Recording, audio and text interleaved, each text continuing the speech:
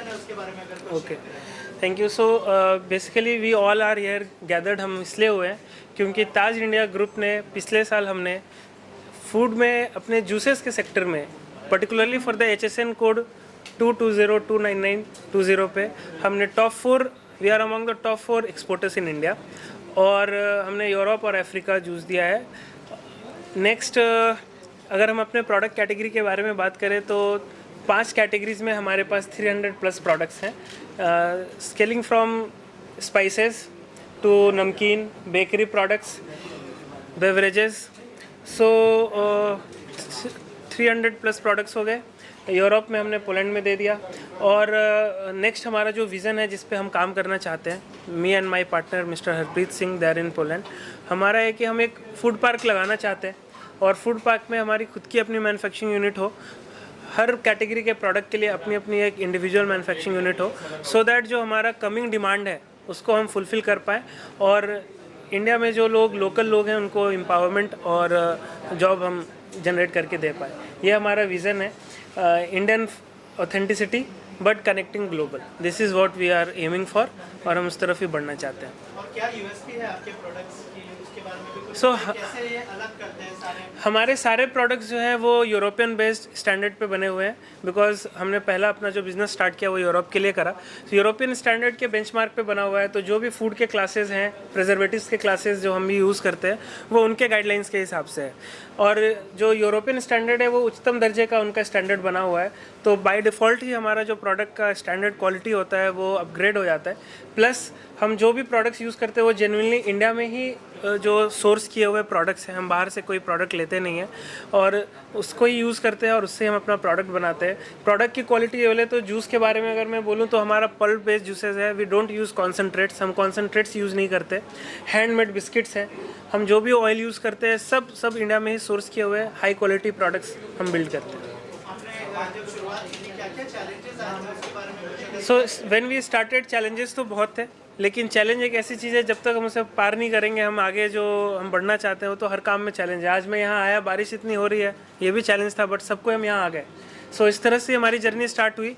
Export करना था तो एक्सपोर्ट का कोई आइडिया नहीं था, but government, thanks to government, उन्होंने जो पॉलिसीज़ बिल्ड करी है उससे हमें बहुत हेल्प हुआ। आगे भी हम जो प्रोजेक्ट का प्लान कर रहे हैं टू मेक एटलीस्ट कि एक हमारा अपना मिनी फूड पार्क तो हम बना पाए। 50 करोड़ का हमारा ये प्रोजेक्ट है, तो उसमें गवर्नमेंट की सब्सिडीज़ पे भी हमारे बात चल रहा है। उनका जो गाइडलाइंस है और जो उनके रूल्स रेगुलेशन है उनको हम अगर मीट करते हैं तो दे हैव एश्योर्ड अस कि हमें उनके हेल्प मिलेगा, ऐसा। और गवर्नमेंट की तरफ से जैसे आपने बताया कि क्या-क्या मतलब कितना इजी हुआ ये प्रोसेस? अगर मैं ईजीनेस पे बोलूँ तो अगर जो डॉक्यूमेंटेशन का प्रोसेस है किसी न्यू कमर के लिए, हमें कोई ऑफिस जाना नहीं पड़ा मुझको। अगर इंपोर्ट एक्सपोर्ट का लाइसेंस चाहिए, ऑनलाइन पोर्टल पे आपके लिए अवेलेबल है। प्लस क्लियरेंस का काम ऑनलाइन हो जाता है, सब कुछ हमें डिटेल मिल जाता है। एपेडा के वेबसाइट पे मुझे कनेक्ट मिल जाता है कि कोई ऐसा बायर चाहिए, because a newcomer what we need is the new business. हमें नया बिजनेस चाहिए, नए लोग चाहिए जिनसे हम कनेक्ट कर पाएँ।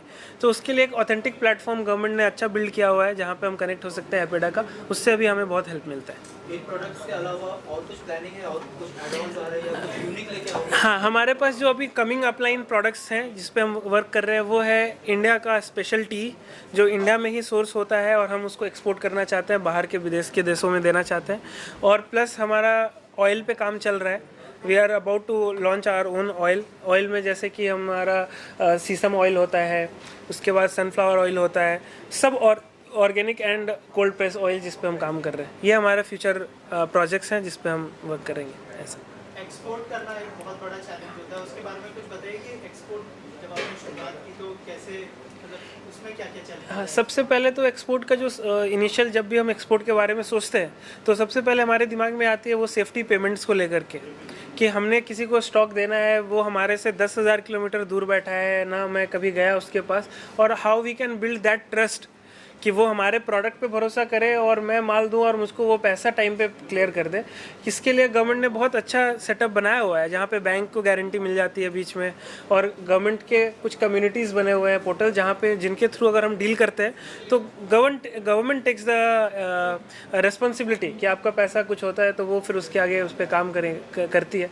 तो ये चैलेंज हमने फेस करा। दूसरा जो चैलेंज हमें आता है इसमें वो ये है कि फॉर अस एक्सपोर्ट करने के लिए आपको क्या चाहिए कि सारे लाइसेंसेस, क्लियरेंस, ये सारा डॉक्यूमेंटेशन आपके पास होना चाहिए।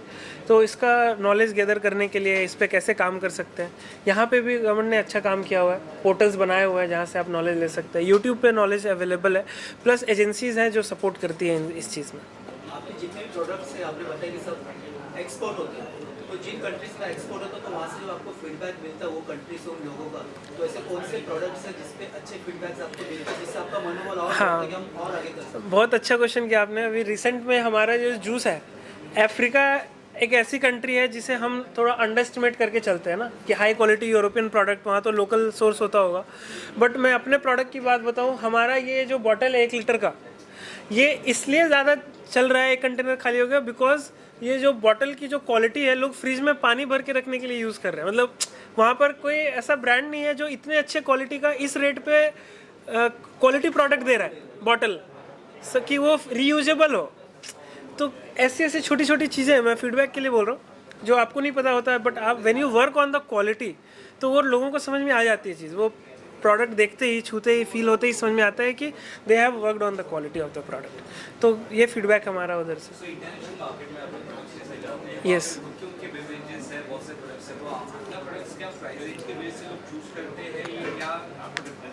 Reason, right right right right, हाँ okay. So to be very honest, export की अगर मैं बाहर का डायनेमिक्स बताऊँ तो मेजर प्रोडक्ट्स इंडियन कम्युनिटी के लिए है हमारे पास, फर्स्ट ऑफ ऑल। तो जो इंडियन कम्युनिटी के लोग हैं उनके साथ क्या है कि दे आर लाइक कि जो ब्रांड है जो ऑलरेडी वो खाते हैं उसको वो प्रेफर करते हैं, बट एवरीबडी नीड्स न्यू। और क्वालिटी चूँकि हमारी अच्छी है तो पिक करने तक का ही चैलेंज है, but once they pick it up तो वो रेगुलर रिपीट यूज़ में आता है। और that's how we are slow growing, but हमारा रिपीट रेट्स बहुत अच्छा है प्रोडक्ट का। एक बार कोई घर लेकर के जा रहा है तो वो वापस से रिपीट में बोल रहा है कि हमें ये प्रोडक्ट चाहिए आपका। सो इसलिए हमारा रिपीट कंटेनर्स के ऑर्डर्स हैं। तो जिस कंट्री को भी हमने पकड़ा, so we are not like कि we have multiple countries that we are working, but जिस कंट्री में भी मैं काम कर रहा हूँ हमारा मंथ का 2 से 4 कंटेनर का ऑर्डर्स वहाँ से निकल रहा है। So this is the repeatability that we are getting. ये अच्छी बात है हमारे प्रोडक्ट की। हाँ हाँ, इम्पैक्ट तो है, बट जो सैंक्शंस एंड टैरिफ जो आप बता रहे हैं उस कंट्री में अभी तक हमने ऐसा दिया नहीं है। यूरोप के साथ थैंक गॉड अभी अच्छा हमारा रिलेशन सब चल रहा है, कोई प्रॉब्लम नहीं है। अफ्रीका भी कोई प्रॉब्लम नहीं है। हाँ, बट वॉर की वजह से बीच बीच में डॉलर के प्राइसेस अप हो जाते हैं। अभी हमारा जो फ्रेट चार्जेस है वो बढ़ जाता है। अभी मेरे पार्टी ये बोलता है कि आपके $15,000 का जूस के लिए $4,000 मैंने पे किया सिर्फ transportation. So how I will be viable, मैं कैसे वहाँ बेच पाऊँगा? तो ये तो डायनेमिक्स ऊपर नीचे चलता रहेगा। भगवान ये करे कि पीस, शांति रहे सभी को, सभी देशों में कोई ऐसा प्रॉब्लम ना हो, ताकि हम भी शांति से अपना बिजनेस कर पाएँ। आने वाले 5 साल में ये प्रोडक्ट को और आपकी कंपनी को कहाँ देखते हैं? आने वाले 5 साल में तो हम बहुत आगे का हो गया। मैं आने वाले 1 से 1.5 साल के अंदर में हमारा मैन्युफैक्चरिंग यूनिट इंडिया में होगा। 1000 लोगों को हम जॉब क्रिएट करके दे रहे होंगे फूड के रिलेटेड ही, डायरेक्टली इनडायरेक्टली डायरेक्ट फार्मर्स के साथ हम सोर्स करेंगे हमारा प्रोडक्ट। और इंडिया में अगर मैं पर्टिकुलरली इंडिया में बात करूं तो 14 to 15 स्टेट्स हमारा टारगेट है और 45 से 50 शहरों में हम अपना स्टॉक दे रहे होंगे। और टर्नओवर अराउंड हमारा कम से कम नहीं भी तो 50 करोड़ के आसपास पर्सनल कंपनी का टर्नओवर होगा आने वाले 1 साल में। 5 साल में तो बहुत ज़्यादा है, बट आई एम प्रॉमिसिंग कि जिस तरीके से मेरी टीम बन रही है और जो विज़न है और जो प्रोडक्ट का क्वालिटी है, हम जो टॉप लीडर्स हैं FMCG के, चाहे वो ITC हो या हम हिंदुस्तान यूनिलीवर को देखते हैं, ताज इंडियन ग्रुप को भी आप उसके साथ ही खड़े देखेंगे 5 साल के अंदर। Okay, thank you.